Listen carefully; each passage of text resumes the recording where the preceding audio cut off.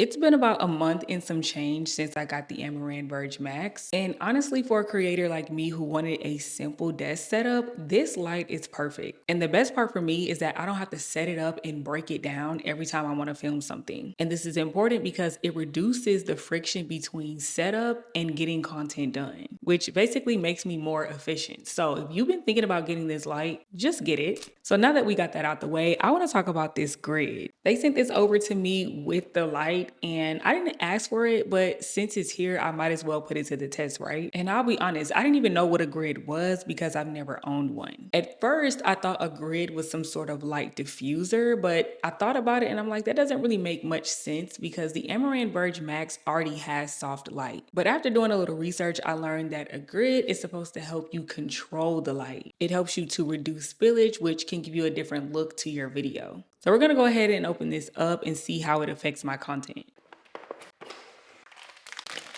Okay, so these are clips that you're gonna put around the light to attach the grid.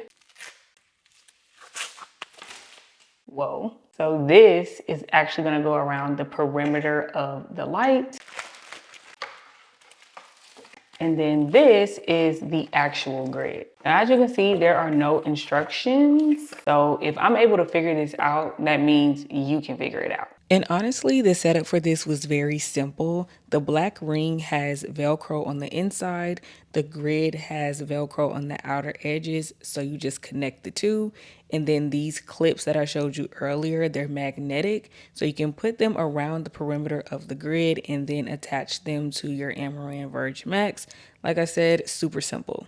Okay, so I put on the grid and I can already see a dramatic difference. Basically, what the grid is doing is reducing light spillage.